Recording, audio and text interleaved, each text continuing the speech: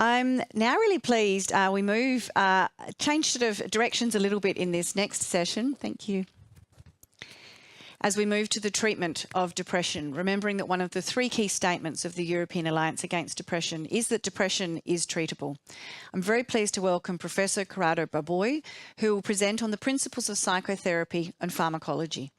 Corrado is a Professor of Psychiatry at the University of Verona in Italy, where he coordinates activities of the World Health Organization Centre for Research and Training in Mental Health and Services Evaluation. He engages in research and treatment and clinical trials around implementation and interventions that are pharmacological and psychosocial in their basis. I'm very pleased to welcome Professor Corrado Barbui.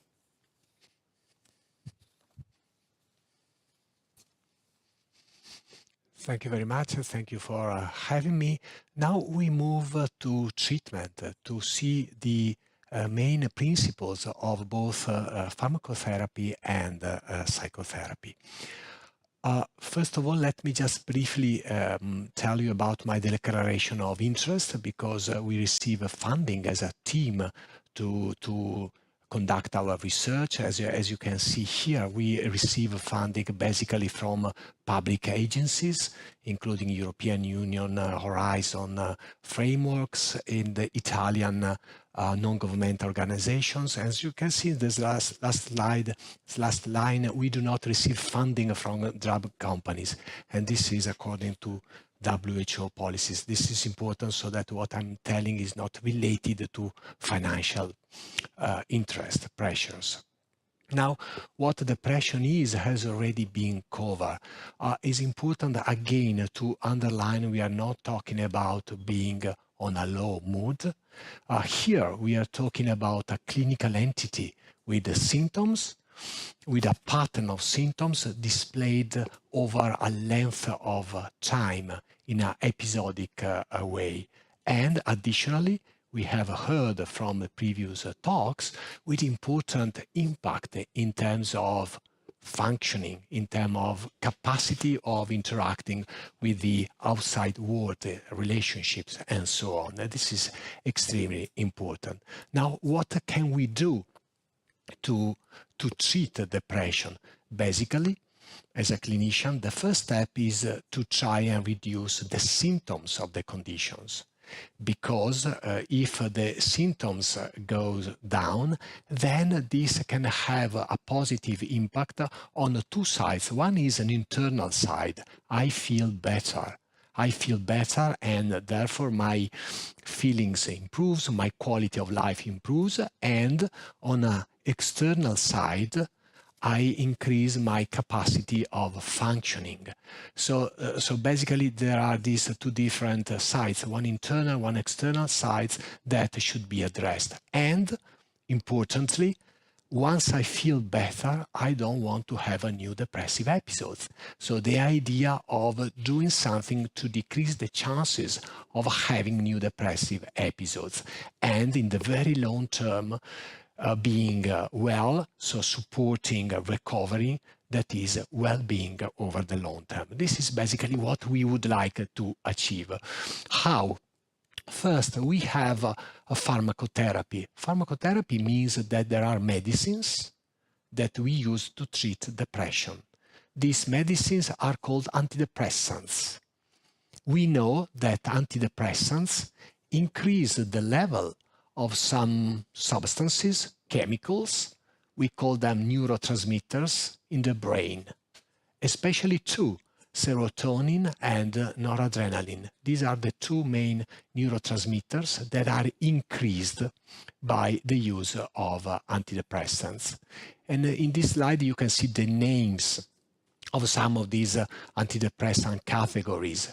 The SSRIs, which means selective serotonin, which means these are serotoninergic agents, or the SNRIs, which means serotonin and noradrenaline, medicines that increase these 2 neurotransmitters, and other agents such as the old antidepressants or other pharmacological classes. So the good news is that we have many antidepressants organized into different classes. Then, how effective are these medicines? This is a key question, of course. In this slide, you can see the red line is the mood.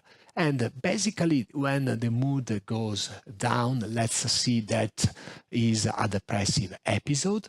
Then antidepressants are started when people are on a low mood, they meet the criteria for a depressive episode, we prescribe antidepressants. And then what happens? It happens that it takes 4, 6, 8 weeks before the effect of the medicine can be seen. And basically, the data from the randomized clinical trials tell us that, let's say, around 2/3 of people would improve. How would you describe this effect? Is it a large effect, a moderate effect, a minimal effect? If we treat 100 people, after 8 weeks, we see around, let's say, 70 improved with a clinically relevant improvement. Is it a lot or not? Basically, to answer this question, you would need another piece of information. You would need to know how many of these people would improve anyway, even without the antidepressant. And in clinical trials, this is possible to measure by giving what we call a placebo, that is a medicine that has nothing inside, there is nothing. And if you give to 100 people with a depressive episode a placebo, so nothing, you see that around 1/3 would improve after 8 weeks. So this means that depression has a relatively high placebo response, and it also means that the net benefit of antidepressants is the difference between 2/3 and 1/3. This is what has been shown by the literature. So to summarize, if I give an antidepressant to 100 people, 1/3 unfortunately do not improve. 1/3 improve because of the antidepressant, and 1/3 would improve anyway. However, when I am in the clinic, I'm not able to distinguish each person in which third would go.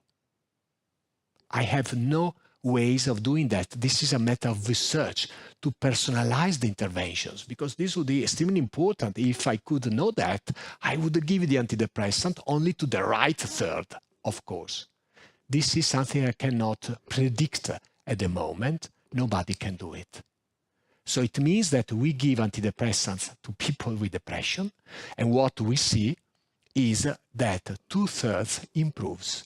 And when I see improvements in my patients, I cannot, frankly speaking, telling if improvement is because of the antidepressants or depression would have passed anyway. This is basically what happens in clinical practice.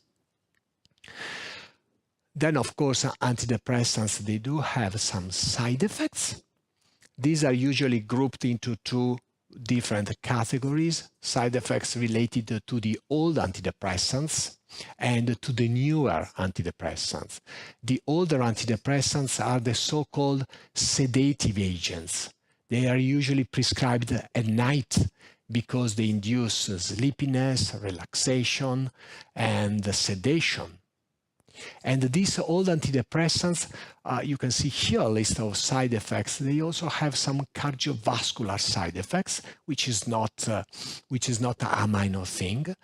And because of this reason, the use of the newer antidepressants have become progressively popular. And now what we call the SSRIs, the serotoninergic agents, have become of a standard treatment for depression.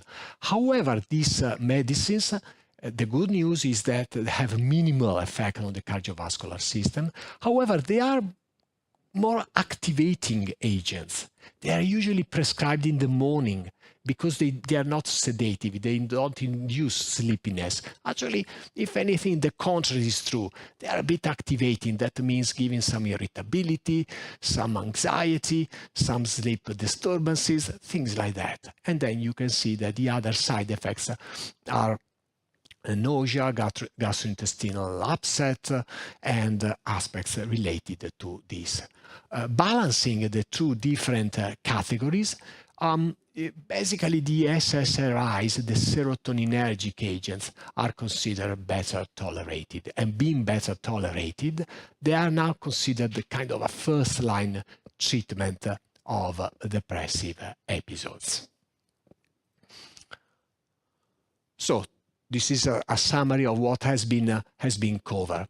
Antidepressants have been shown to be effective in people with depressive episodes. As you know, depressive episodes can be mild, moderate, or severe. And basically, the efficacy has been shown especially in moderate to severe depression. So most treatment guidelines recommend the use of antidepressants in moderate to severe depression.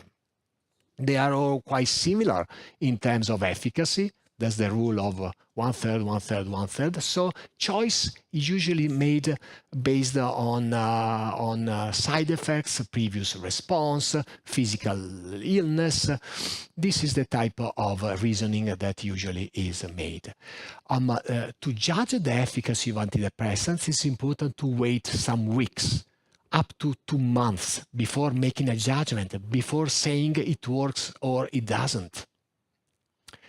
Usually, a single depressive episode requires a treatment for around 6-8 months, up to 1 year. So it means that people, once they feel better, should not stop taking antidepressants. They should go ahead, because going ahead has been shown to prevent new depressive episodes.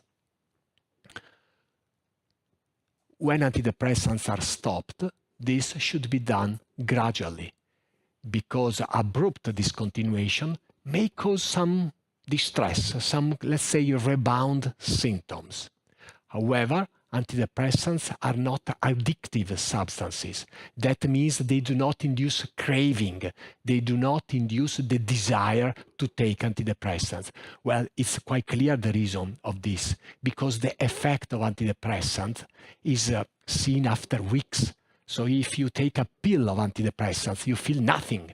So that's why they are not addictive in comparison with other substances that actually can be addictive.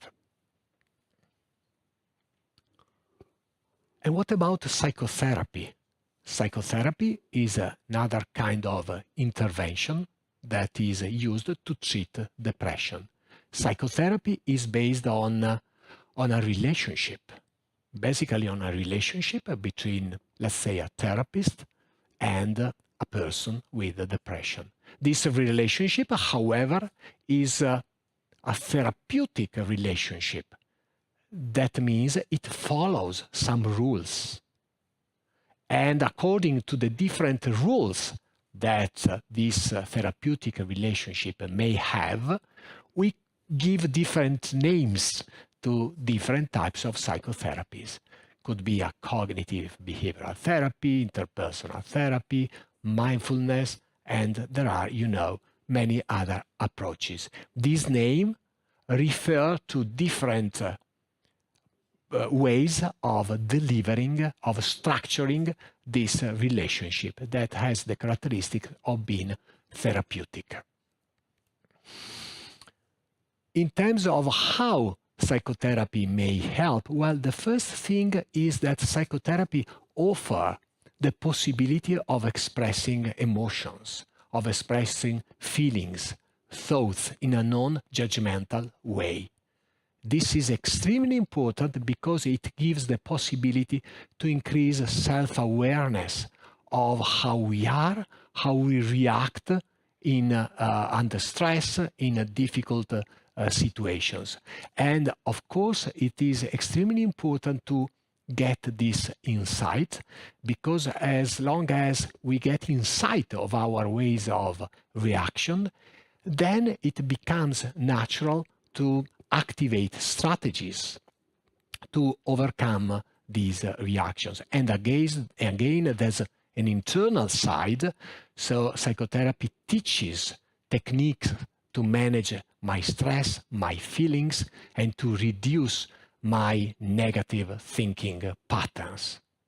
And then it also teaches on an external side to improve the capacity of interacting with the others, with the family members, with colleagues, with friends, and so on. So this is kind of the approach that all psychotherapy strategies have. Then, of course, they tend to replace the negative thinking with more balanced, realistic, pragmatic ways of approaching reality. And one important aspect is that psychotherapy teaches something that remains even after it is stopped. So it's a new way of knowing himself, so that it is possible to use what psychotherapy has given to people to increase resilience, to increase the possibility of using these instruments even after the therapy has stopped. And this is extremely important in the long term for the long-term goal around well-being, around recovery. So this is an important instrument. There are many different delivery modalities. Could be individual, one therapist and a person with a depression.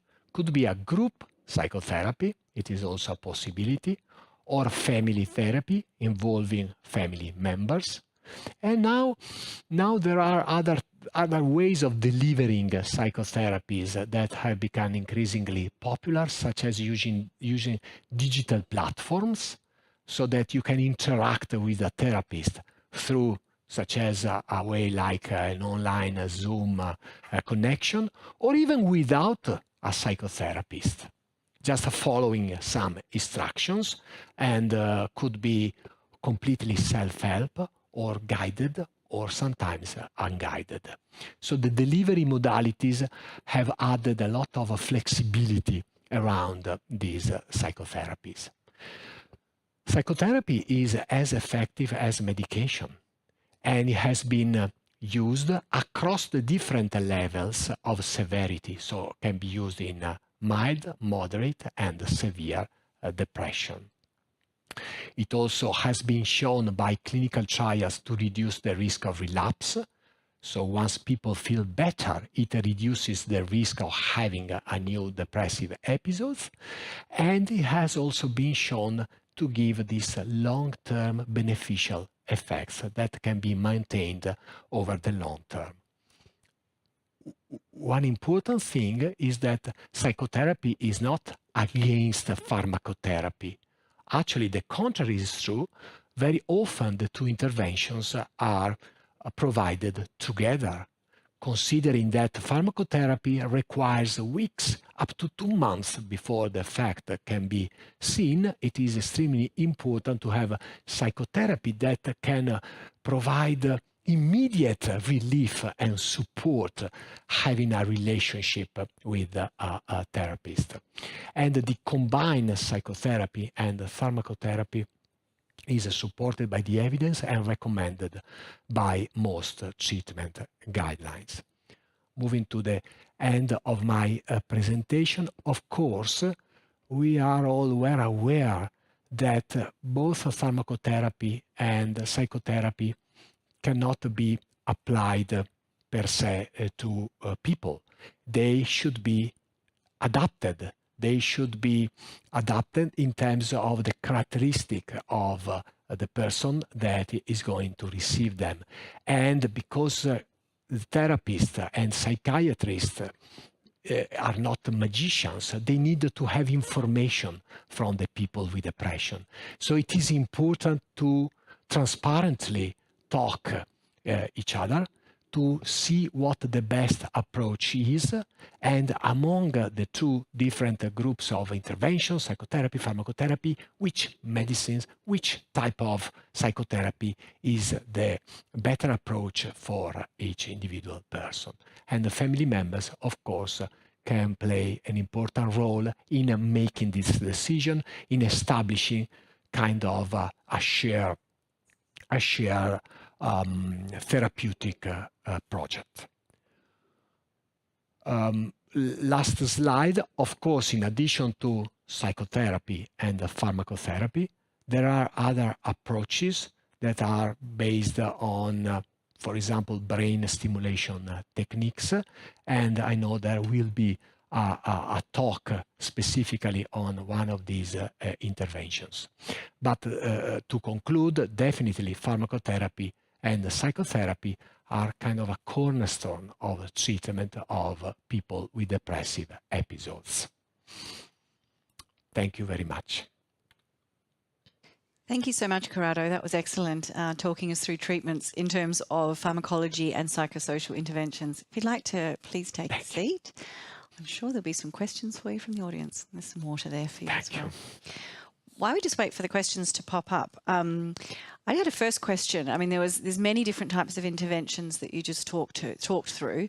And if someone heard something today that was new or different to them in terms of what they've known before about a treatment type, what's the first step they should take? Well, the first thing, as I said, is that according to the type of depression, the characteristics of symptoms, the characteristics of how symptoms impact into the functioning of people, there may be different decisions and different trajectories that could be followed. And this applies, for example, to the choice which treatment should be selected in terms of both pharmacology and psychological interventions. So usually the first step is to understand as much as possible what the situation is, what the problem are. Also bearing in mind that the decisions should not be taken the first day that a person with depression sees a therapist. I mean, sometimes before making a treatment plan, sometimes is taken to interact, to know each other, and to share different options and to see the best option for each person. Okay, so discussing options available with their therapist or their health professional. The health professional, sure. With their professional. Okay, thank you.